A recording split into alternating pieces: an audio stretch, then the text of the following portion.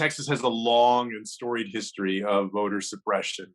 I wish I could say different as a native Texan and somebody who lives here now, very proud in many ways of the state. But for generations, the state leadership tried to limit who could vote, from zealously using the poll tax to all sorts of gerrymandering to more recently making it difficult for people to register voters, to making it a crime, for instance, at one point, that if you didn't turn in voter registration forms, that if you registered voters and didn't turn them in within 48 hours, I think that was a criminal offense, to Tom DeLay's mid-decade redistricting in the 2000s to try and gain a partisan advantage at that time.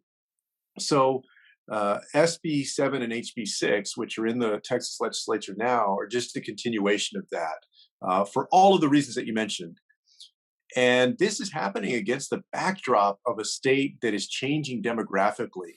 It hasn't reached the point that Arizona and Georgia reached in 2020, where both of them flipped over and they went blue. But you can clearly see a trend in that direction. Barack Obama in 2012 lost the state by 16 points. Hillary Clinton lost it by 9 points. Joe Biden lost it by about 5.5 points. In the suburbs of many of the big cities now, they're electing Democrats. And so what you see is that blue starting to bleed across the Texas map more and more, moving outward from the urban center. I think maybe, is there a suggestion there that the extraordinary turnout in the 2020 election is motivating this particular legislation, SB 7, because the turnout really made a difference? And as you point out, it's now a 5-point difference. Yeah, I think that there are two primary reasons this is happening. Number one, the fear that Republicans have about what's happening in the state, that it's trending Democratic, that the demographics, the long-term demographics of the state don't look good for them. In fact, this year in 2021, demographers estimated that that Hispanics or Latinos would become the plurality in Texas, with something like 42% of the population. But secondly, and I'm not the first to point this out, it's been pointed out that after the 2020 election, the Republican base was very dispirited, especially after Georgia, thinking that their vote didn't matter, that something's wrong with the electoral process, that it's all rigged. Now, we know that's not true, but I agree with those who have pointed out that these Republican leaders in state after state are doing some of this because they want to buck up their base and give them confidence again that, hey, we fixed this problem. No, you should come to the polls. Don't let what happened in Georgia happen in Texas or happen in other places. You can have confidence because we stamped out all of that voter fraud.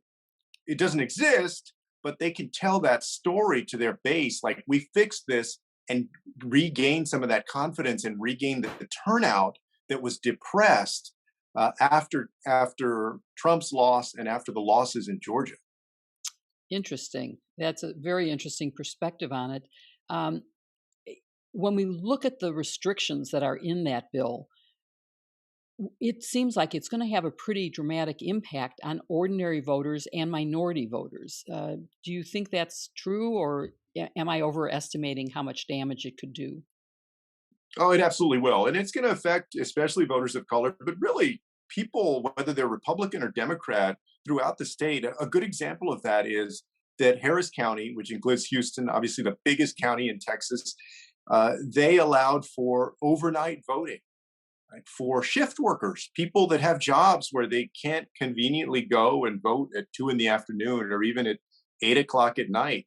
I went and visited during the election just to observe. I went and visited one of these early voting locations. I think it must have been about 12:30 in the morning. And there weren't a lot of people there, but there were some people when we were there that went and voted because that's when they could go do it. Now, these restrictions say that I think you can only have extended voting hours until 9 p.m. Why shouldn't somebody that's a shift worker, regardless of their of their background, or regardless if they're going to go vote Democrat, Republican, or Independent, why shouldn't they be able to go and vote at 3 in the morning if that's the most convenient time? And it's not like there were a million of these stations or you're wasting resources. There were two or three of them. So these things are meant to just point shave. It's a point shaving system that they're Yeah. engaged in, with the idea that they're going to get these Republicans, that they're going to get ahead by doing this.